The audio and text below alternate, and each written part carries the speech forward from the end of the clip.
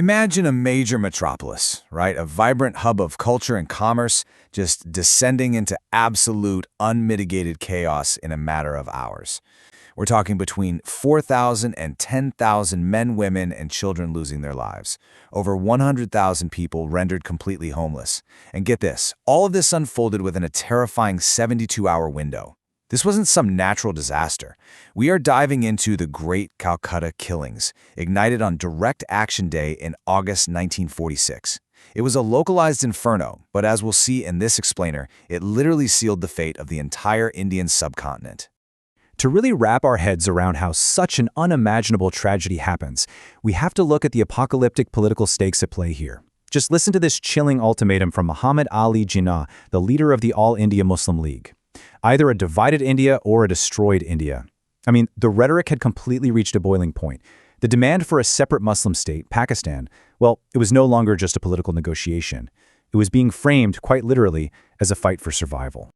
But, before the explosion, we've got to look at the societal conditions that set the stage. Section 1. The Powder Keg, a city primed to explode. So, back in 1946, Calcutta was a profoundly divided city. To give you the baseline, the population was about 61% Hindu, roughly 25.5% Muslim, and around 13% other communities. But here's the absolutely crucial part. These weren't just religious lines. They were deeply, deeply tied to stark socioeconomic disparities. High-density, severely overcrowded neighborhoods almost always correlated with lower income levels, particularly for the city's Muslim residents. So you essentially had immense wealth and crushing poverty forced right up against each other. And these local tensions, they were massively aggravated by macro-level forces. For decades, the British colonial administration had been running this divide-and-rule strategy. By doing things like introducing separate electorates based on religion, the British essentially took these fluid, complex cultural identities and intentionally hardened them into rigid, resentful political factions. Structurally, this policy completely limited inter-community cooperation. It basically incentivized leaders to play on religious fears to gain power. All of this polarization built up into a remarkably rapid political collapse. In March 1946, the British sent the cabinet mission over to try and find some sort of constitutional middle ground between the Indian National Congress, who wanted a united India, and the Muslim League, who were demanding Pakistan. Well, by July, that mission completely fails. The Muslim League withdraws its agreement and decides basically to force the issue. They go ahead and declare August 16, 1946 as Direct Action Day, calling for a massive general strike to show their undeniable political strength. And we really need to understand how the city's physical geography actively dictated the ensuing violence. Looking back at historical maps of Calcutta, you can clearly see how urban development pushed these marginalized socioeconomic enclaves directly up against one another. There were zero buffer zones. This kind of spatial segregation meant that when tensions eventually flared, these borders between communities instantly became immediate, extremely dangerous urban fault lines. Which brings us to the exact day the political spark hit that societal powder keg. Section 2. The Political Spark, August 16, 1946.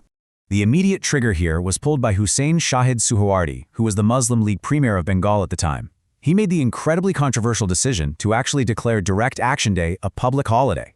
Now, this might seem like a simple administrative move, but it was fatal. It meant the streets were suddenly flooded with idle crowds.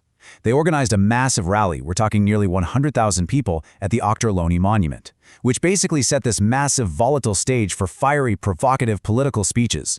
Even before that rally really got going, what historians call rituals of provocation were already escalating totally out of control. Muslim groups were going around forcing Hindu shops to close down for the strike. In response to that, Hindus started barricading vital bridges to stop processions from even entering the city. And at the rally itself, leaders like Khwaja Nazimuddin were literally declaring things like, "Our struggle is against the Congress and Hindus." Mobs on both sides started arming themselves with lathis, these heavy bamboo sticks. The air was just absolutely electric with tension. By the afternoon, those political protests morphed with horrific speed into a terrifying spree of mass murder. Section 3. The Inferno. Descent into street butchery. The sheer mob violence that erupted displayed this terrifying kind of ingenuity. To quote one British military report from the time, every little blacksmith was working like mad, manufacturing spears, rods, and knives. People were actually stealing iron rods used in reinforced concrete buildings and sharpening them at both ends. These incredibly crude but devastating weapons were then used in these desperate, close-quarters battles in the side lanes and byways of North Calcutta. So as the streets are essentially running red, you might be asking, where on earth were the authorities? Well, there was a catastrophic administrative collapse. On the very day the violence erupted, the Calcutta police were deployed at less than 50% of their normal strength. And the British military, they were inexcusably delayed in stepping in to actually aid the civil power. The breakdown of law and order was just total, leaving ordinary civilians completely 100% at the mercy of the mobs. Now, we've got to connect this violence back to the poverty and inequality we talked about earlier, because this wasn't strictly a religious war. It was a highly targeted economic destruction. The data shows that 47% of the targeted businesses were Muslim-owned, while 24% were Hindu-owned. So rioters weren't just fighting over ideology, they were actively exploiting the chaos to eliminate economic competitors and vent these really deep-seated class resentments.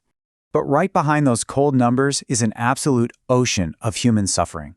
Section 4. Capturing the trauma, the human cost.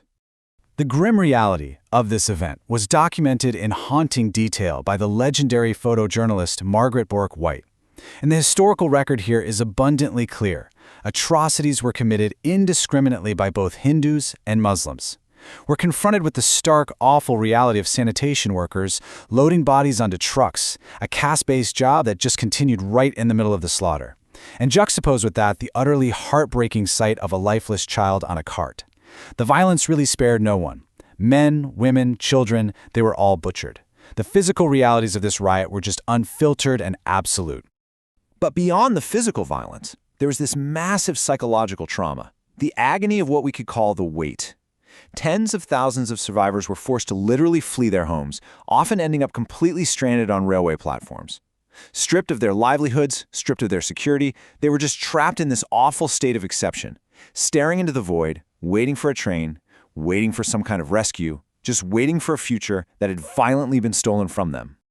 The legacy of those 72 hours extended far, far beyond the borders of Calcutta.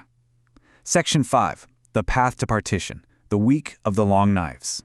What you really should take away from this entire explainer is how Calcutta acted as a catastrophic chain reaction for the whole continent. Any remaining trust between the Hindu and Muslim communities? Completely obliterated. The news of the Great Calcutta killings quickly sparked retaliatory massacres deep into Noakhali, Bihar, and eventually all the way into the Punjab. That British policy of divide and rule we discussed, it culminated in actual physical division. The bloodshed became so severe that the Indian National Congress finally accepted that the partition of the country was literally the only way to suppress the escalating civil war.